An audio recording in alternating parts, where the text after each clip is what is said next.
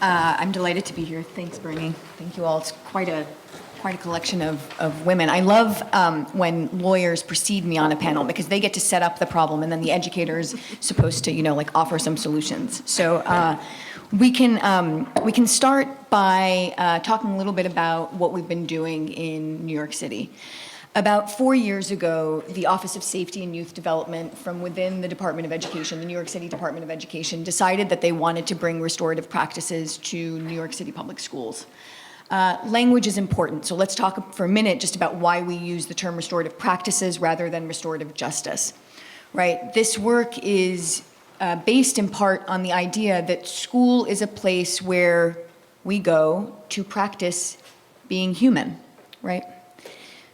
It's important not to replicate the language of the criminal justice system in our schools. So we talk about practice, right? Discipline, when it's done well, is about practice. It's about the very human, expected instances where we are not our best selves, right?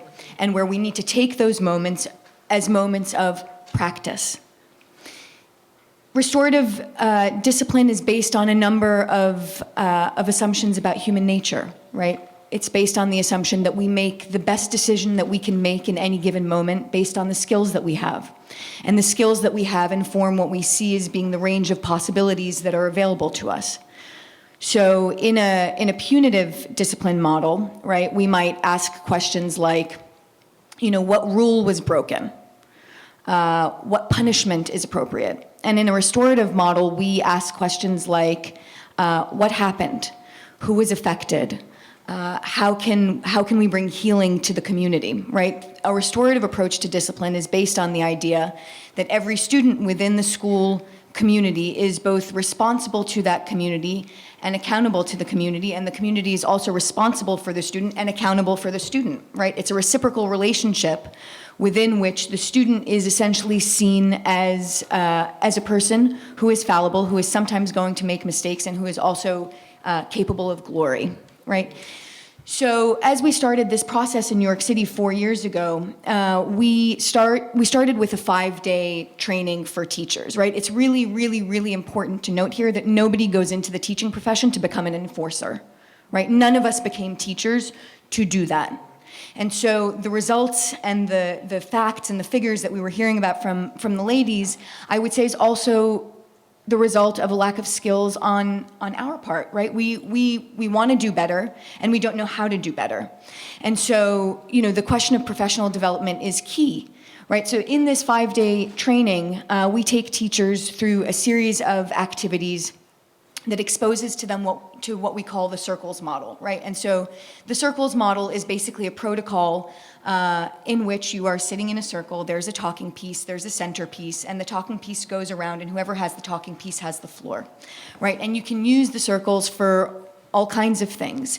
We believe that changing the approach to discipline has to start with building community, and it has to start with building skills, and it has to start with building relationships between kids, between adults and kids. And so in that 5-day training, teachers are given the opportunity to sit in circle. They're given the opportunity to build their social emotional learning skills, right? So skills like managing your anger, right? I mean, it seems really basic, but in most schools of education, these are not skills that we are taught with intentionality. And so teachers go through that 5-day, 25-hour training, and then they were going back to their classrooms and they were saying, God, we really love the circles, we really love the training, but what do I do when I get back and I have, 30 sets of eyes staring at me? So we recognized two things from that initial trial. We recognized that teachers wanted content, and that our students, to make best use of the circles process, needed more skills. So we developed a curriculum that's the only one of its kind, which blends social emotional learning, skill building with the circles process, right? And so if we see restorative practices as existing on a continuum, we know that we need to start with community building. There is nothing to restore if you haven't done sort of the upfront work, right, of having the community which everybody is invested in restoring when something goes wrong. So we start with community building. And then we can go, up the continuum ladder. What happens when harm is done? Well, there are a range of options, right, that we have. There's a toolkit. You can do a restorative conversation, right? You can do maybe a mediation. If things are a little bit more serious than that, maybe you want to do a restorative conference. And so basically, the idea is that in order to shift and to roll back the very insidious playing out, right, of societal trends, right, racism, implicit bias, all these things, we need better skills. So once the teacher goes back to her classroom, we send in a coach, right? So you're there, you're with your kids, you're doing your circles, maybe an advisory or in an ELA class or whatever. And you need some help, right? Figuring out how to do this. So it's not just, okay, go to a training, here's the curriculum, and now go back to your classroom and we expect you to be like an expert on this, which is sadly what happens too often. We're going to give you somebody who is really good at doing this, right? Who can be a thought partner there with you, who is not there to evaluate you, right? Who is not there to be critical of your practice, who is there really to be a thought partner, and who is there to help you figure out how to do this very difficult thing. And part of the reason why it's very difficult, and let's be honest about this, is that schools are a reflection of the societies within which they exist. And we live in a racist society, right? We live in a society where equity is not the norm. And so actually in schools taking on this work, there is a Herculean task that's happening, right? And we have to acknowledge that, and we have to name it, and we have to lift it up because it is brave, which is to say that in our schools, we are going to try and do something different than that which exists everywhere around us.